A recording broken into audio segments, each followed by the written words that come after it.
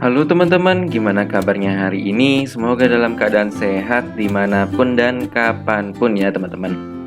Oke deh, di video kali ini merupakan video part ketiga dari perjalananku Jogja menuju ke Palembang teman-teman, dalam rangka mudik 2023. Bagi kalian yang belum menonton untuk part pertama dan juga part kedua, bisa untuk ditonton dulu, untuk linknya ada di deskripsi. Karena di part kedua itu ada ceritaku tentang bus yang sedang trouble ya teman-teman, kurang lebih 6 jam di rumah makan. Nah, kalau kalian penasaran banget, bisa untuk langsung klik aja. Gimana sih keseruan video kita kali ini? Yuk teman-teman, diikuti terus perjalananku hingga selesai.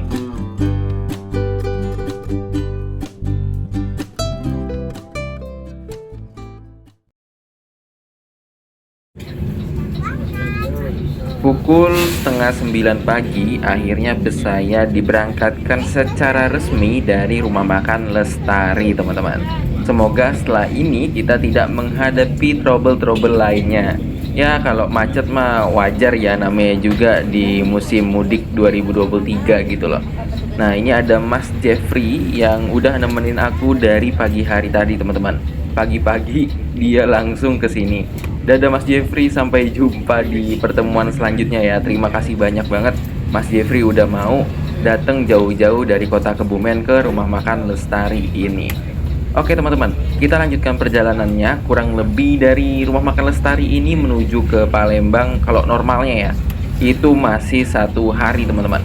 Tapi kalau misalnya di musim mudik seperti ini sih, aku rada pesimis bisa nyampe 1 hari. Ya semoga nyampenya nggak terlalu molor banget ya, karena kan besok udah masuk musim, bukan musim teman-teman, tapi besok itu udah masuk lebaran. Semoga nanti lebarannya udah sampai di Palembang ya.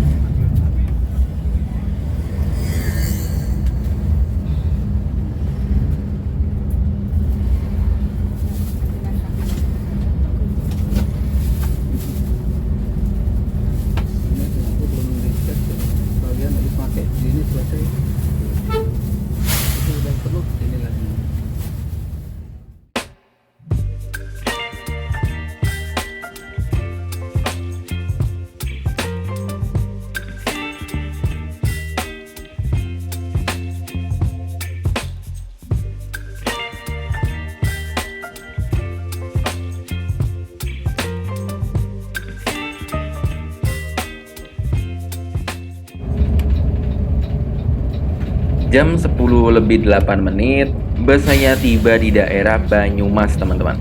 Aku juga kurang inget sih ini daerah Banyumas atau udah masuk di daerah Cilacap. Tapi yang pasti kita ini menghindari macet yang ada di daerah Buntu. Jadi kita ke arah selatan dikit, terus nanti baru ke arah utara. Nah, seharusnya teman-teman bus kita mengambil ke arah kanan, yaitu kembali ke jalan utama lintas selatan. Namun bus kita mengambil arah kiri melalui jalur alternatif yang sempit, tanjakan, dan juga banyak ya pokoknya kelokan lah. Nah di sini itu seru banget teman-teman, karena kenapa? Ini menguji banget kekuatan dari bus baru ini. Dia bisa nanti tanjakannya tinggi, lalu juga masuk ke hutan-hutan. Nanti teman-teman bisa lihat di video ini ya. Kita kira-kira ya ini udah mulai masuk sih di daerah jalur alternatifnya.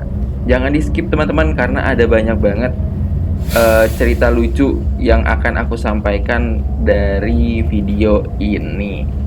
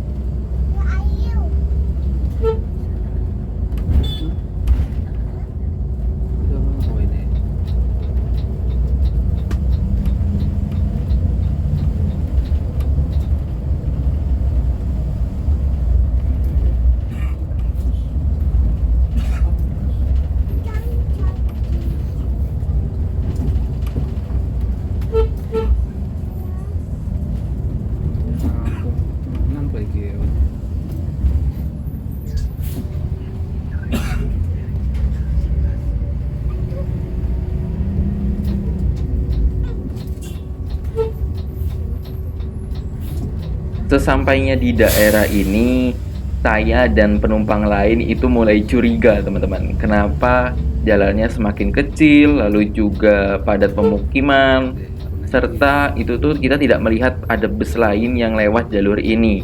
Kayak misalnya saya pernah lewat jalur Songgom. Songgom itu tidak sekecil ini jalannya. Jadi ini cukup mengkhawatirkan bagi penumpang. Tapi saya sangat percaya banget dengan driver dan juga kru yang bertugas, pasti beliau memberikan yang terbaik untuk penumpangnya. Dan ini seru banget, kita masuk ke daerah yang hutan-hutan, gelap, belokan, tanjakan. Itu bisa untuk semangat kita, itu nggak bosen teman-teman. Karena jujur setelah mengalami trouble yang cukup panjang, kurang lebih 6 jam, itu capek. Tapi setelah saya lewat jalur ini, saya tuh jadi semangat lagi dan kayak wow, ini sangat menguji bus. Ini konten banget sih bagi saya. Begitu teman-teman.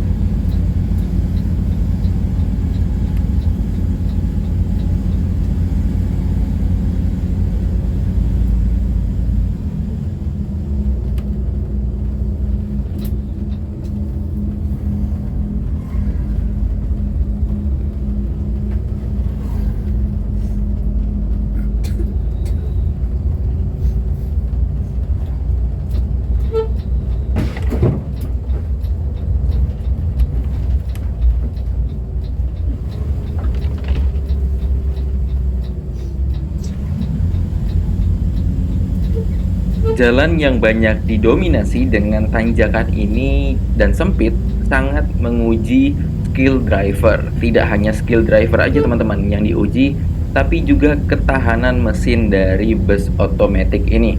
Karena kita tahu kalau misalnya bus yang manual itu lebih meyakinkan ya untuk naik di tanjakan.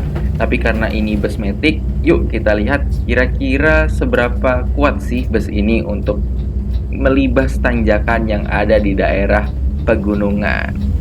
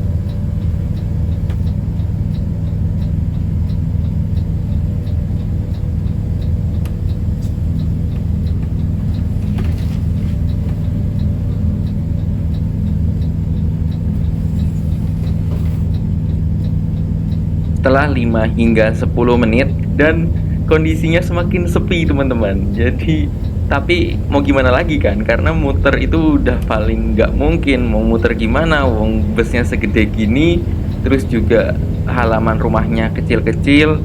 Ya udah, sekarang bus dicoba oleh driver untuk terus maju ke depan mengikuti Google Maps yang ada. Jadi untuk teman-teman yang nggak tahu, kita ini ngikutin Google Maps ya untuk menghindari macet dan akhirnya diblasukkan ke daerah-daerah sini. Kita semua excited campur khawatir sih teman-teman. Khawatirnya apa? Khawatirnya jalannya semakin kecil dan bus kita tidak bisa lewat lagi. Jadi bukan khawatir yang macam-macam. Khawatirnya cuma satu, busnya stuck, nggak bisa maju lagi dan terpaksa harus mundur karena nggak bisa muter teman-teman.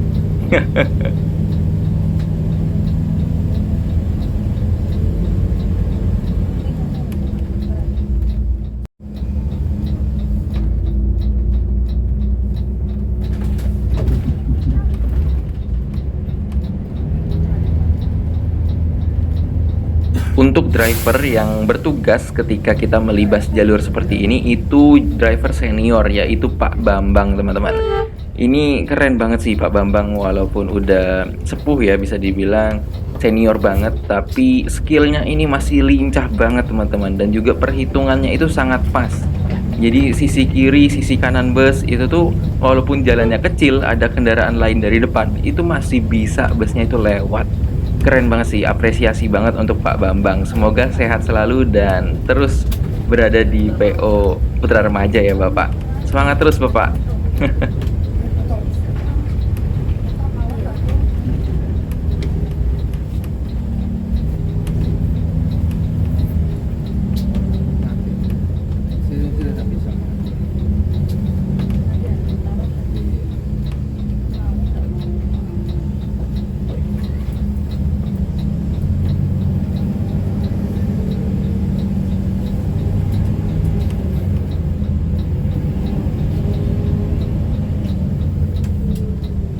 Nah, ini kita papasan dengan mobil teman-teman. Jalan sekecil ini kita papasan. Ini skill driver keren banget. Pak Bambang keren sih ini. Bisa mengatasi ini dengan sangat baik. Ini kalau saya yang bawa bus di tanjakan papasan, waduh, gawat sih ini bagi saya. Ini tapi seru banget teman-teman, menghilangkan kebosanan ya bagi saya ya. Tapi kalau bagi penumpang lain mungkin ada yang khawatir, ada yang takut juga. Tapi kita semua yakin kok sama kru yang bertugas pasti bisa untuk melewati jalanan yang sempit dan terjal ini teman-teman. Semangat, semangat. Maos, maos, maos. Kalau nulis suatu itu apa itu kan? Kira-kira terangan begini loh. Aku caranya wes anu Google.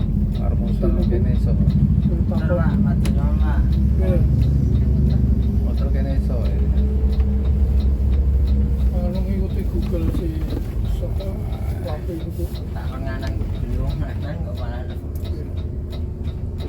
Beli mobil cilik, mobil gede ora mlebu. Ngikuti Google. Kita ngomong saya iso ora. Puter boleh puteran.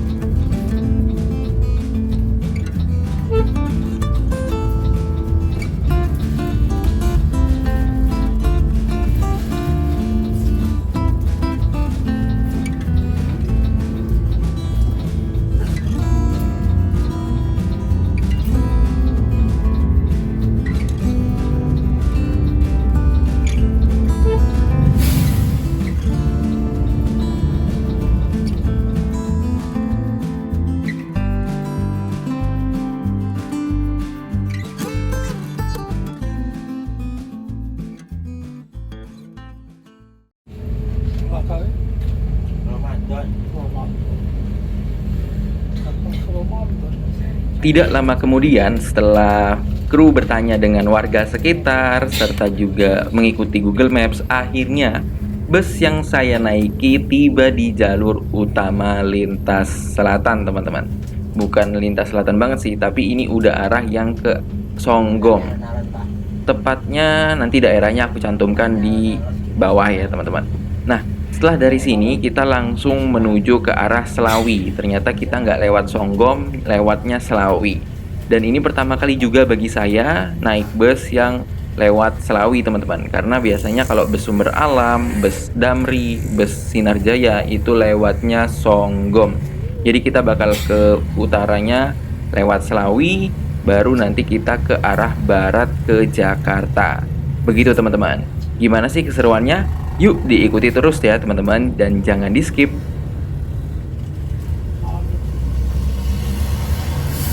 belok kembali kena airport sudah dibenci.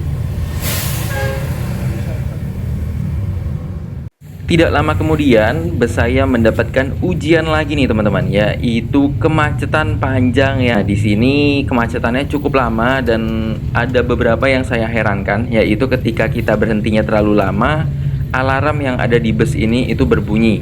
Dan berbunyinya sih nggak terlalu lama ya, hanya sebentar aja terus mati lagi. Saya juga kurang paham sih kenapa. Tapi bagi teman-teman mungkin yang tahu bisa untuk berdiskusi ya di kolom komentar.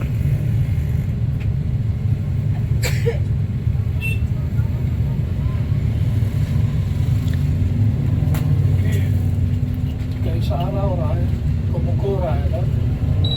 Kok boleh jalur mana ya kan? Netral, Pak. Ya, Netral nih gitu. Netral, netral. Enggak mandek netral.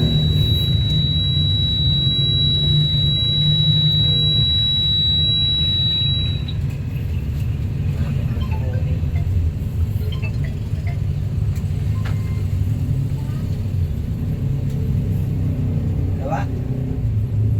Nah, ini kena macet lagi.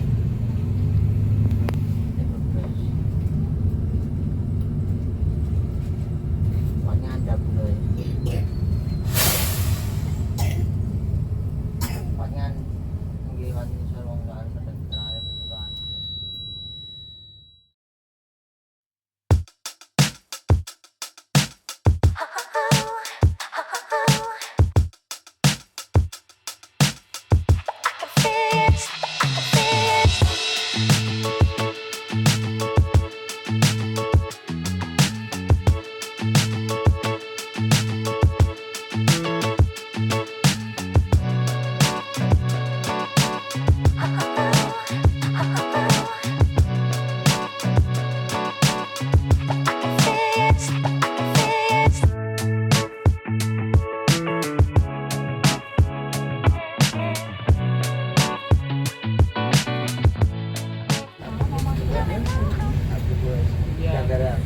Harus nunjukin kan.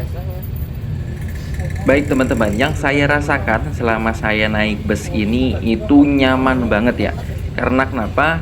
Ya tadi kita udah lewat kemacetan, udah lewat tanjakan, pegunungan gitu ya, dan juga jalan-jalan sempit yang jalannya itu nggak rata. Nah itu tuh suspensi atau air suspensionnya itu bisa bekerja dengan sangat baik. Mungkin karena ini juga didukung dengan bus yang sangat baru ya teman-teman. Transmisi otomatiknya itu juga membuat penumpang nyaman. Kenapa? Karena kalau misalnya kita pakai transmisi manual, itu kan ada gap perpindahan persneling ya. Kadang itu tuh terasa banget teman-teman. Tapi kalau misalnya kalian naik bus ini, itu tuh halus banget. Perpindahannya juga nggak kerasa. Jadi udah didukung dengan transmisi otomatis ditambah air suspension dan kursi yang nyaman. Serta yang jangan lupa, bus ini menggunakan single glass. Itu perpaduan yang sangat pas. Jadi perjalanan kita bakal auto nyaman banget sih selama kurang lebih 1 hari lebih ini teman-teman. Begitu kira-kira. Mantap banget. Oh iya? Yang ini.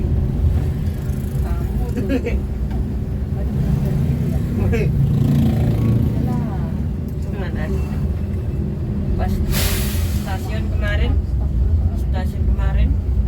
itu stasiun tempat kita berangkat. Stasiun terminal. Terminal. Terminal. Terminal.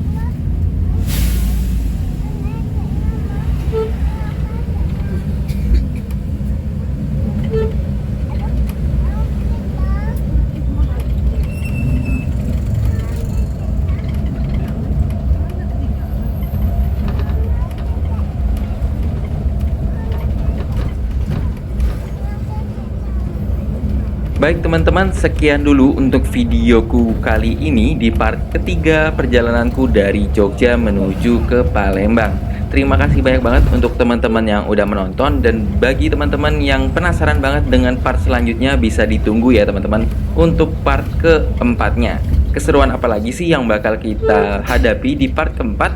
Yuk ditunggu aja ya teman-teman. Untuk video-video lainnya juga sudah kucantumkan di kolom deskripsi. Terima kasih banyak banget untuk teman-teman yang udah nonton, dan see you. Jangan lupa untuk di subscribe, di like, comment, share video ini. Sampai jumpa teman-teman.